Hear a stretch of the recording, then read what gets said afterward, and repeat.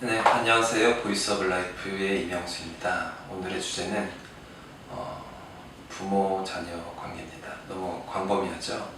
사실 이 부모-자녀 관계는 여러 주제랑 연관성이 있습니다.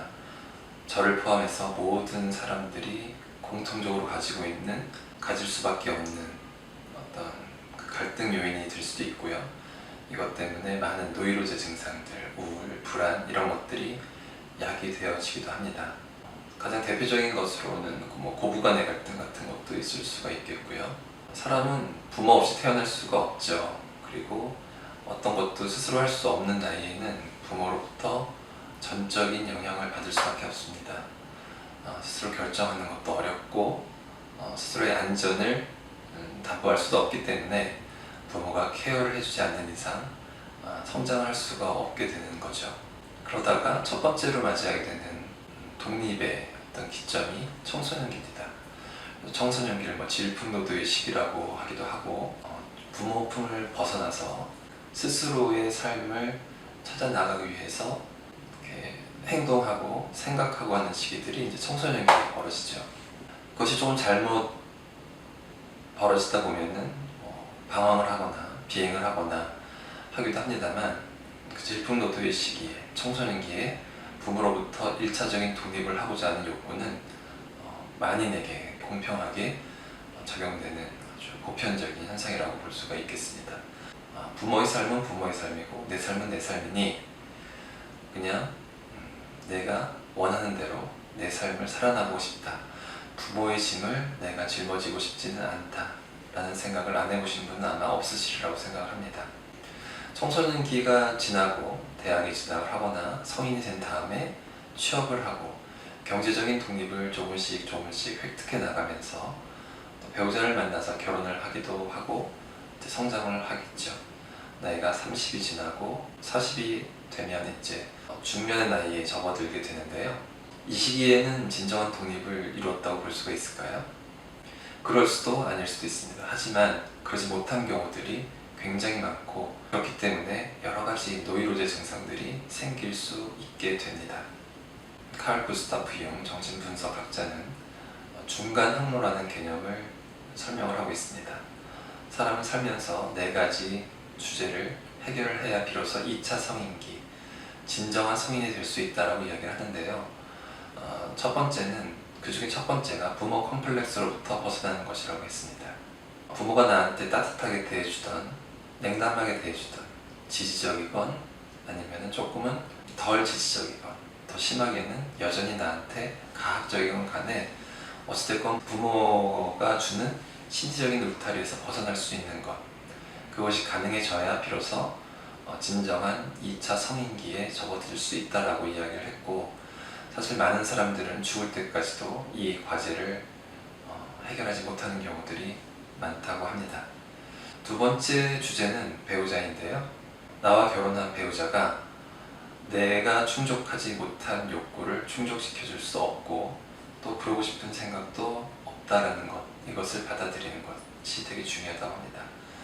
배우자는 나의 반쪽이라는 표현도 있는데요. 사실은 내 반쪽인 배우자를 얻어서 내가 충족하지 못한 어떤 내면의 욕구를 충족시키기 위해서 결혼을 한 것이라면 그 결혼은 행복하기 어렵다는 거죠.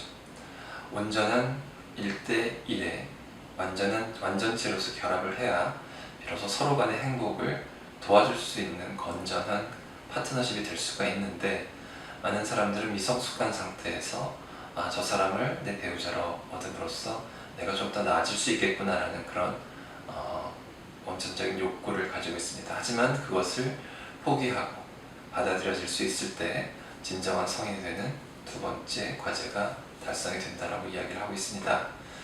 세 번째는 내가 부모로부터의 독립을 원하듯 내 자녀도 마찬가지일 것이다 라는 거죠. 내가 어른이 되고 나이를 먹어가면서 돈도 많이 벌고 자녀도 낳고 사회적으로 성공했다 하더라도 내 자녀를 여전히 내 뜻대로 할 수 있다는 생각을 버리지 못하는 한 나는 진정한 성인이 되지 못합니다.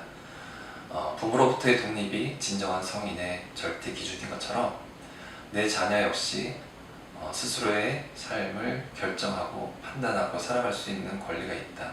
더 이상 내 뜻대로 할 수 없다는 것을 받아들이지 못한다면 역시 진정한 성인이라고 볼 수가 없다는 이야기가 되겠죠. 또 다른 한 가지 주제는 커리어입니다.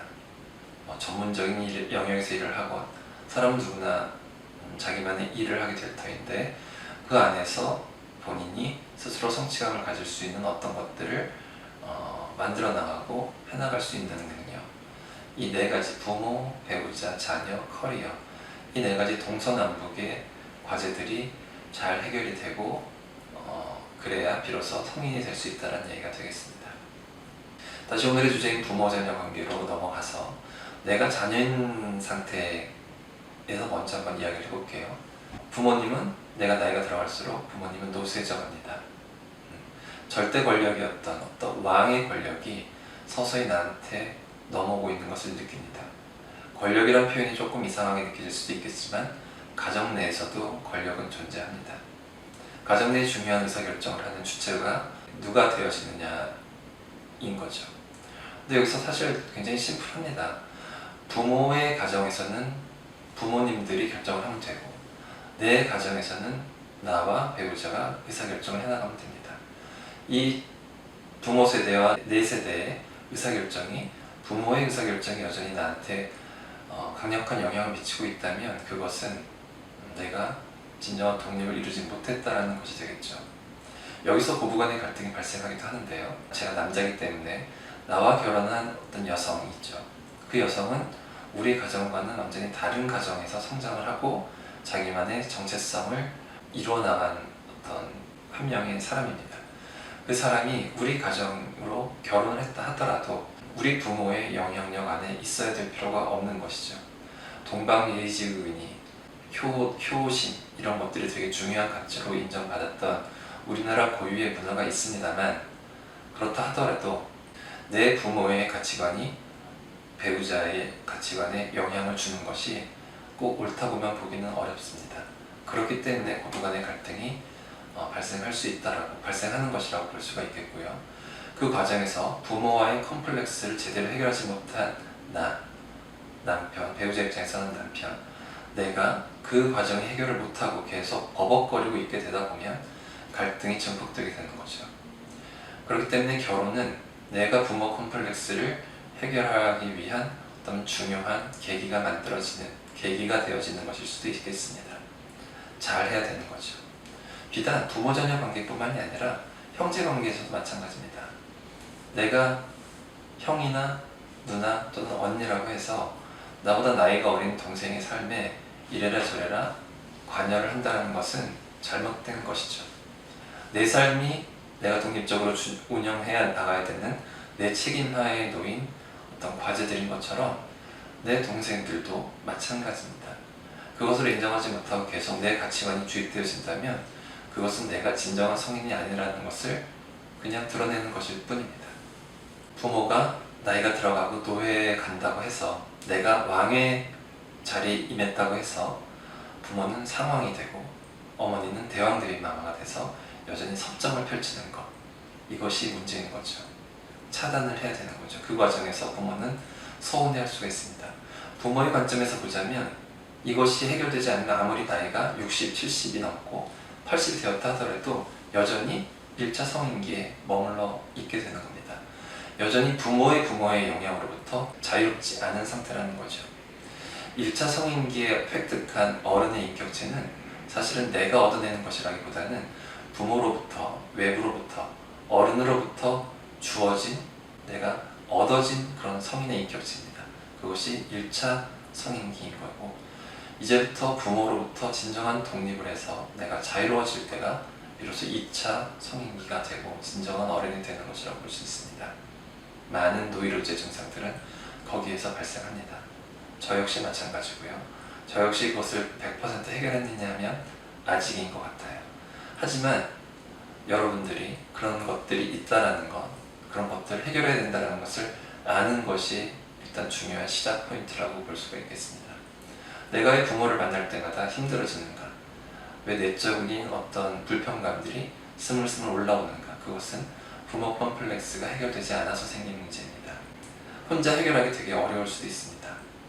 부모가 나쁜 사람이어서 그렇지가 않은 거예요. 부모는 여전히 나한테 자상한 어른이자 내 삶의 큰 등대가 될 수 있습니다.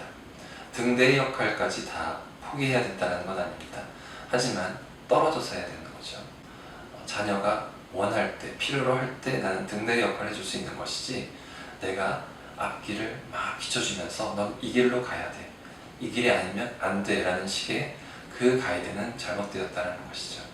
많은 사람들이 그렇게 살고 있지만 이 유튜브를 시청하시는 분들께서는 한 번쯤 부모와 나의 관계, 또는 나와 자녀의 관계를 한번 생각해 볼 필요가 있겠습니다. 미성년 자녀들이라 하더라도, 아직 어리고 판단하는 능력이 없다 하더라도 그 자녀들이 결국 어떤 삶을 살고 행복해지기를 바란다면 이 점은 꼭 염두에 두셔야 될 겁니다. 행복의 3대 요인이라고 쾌락주의자 철학자들이 이야기를 하고 있습니다. 첫 번째 우정, 세 번째 사색, 두 번째가 자유입니다. 경제적인 독립, 물리적인 독립뿐만이 아니라 심리적으로 충분히 자유로워질 때 그 사람은 성인으로서 이 삶을 행복하게 살아나갈 수가 있다는 겁니다. 부모가 나에게 여전히 많은 압박과 요구를 해오는 경우들이 되게 많죠. 사회적으로는 그것을 책임감이라고 부르기도 합니다. 자유로워지는 것이 책임감을 버리고 아무것도 안 하고 그냥 내 마음대로 살 거야 라는 것과는 분명히 다릅니다. 한 패밀리 내에서, 가정 내에서 내가 해야 될 역할이 있는 것은 사실이죠.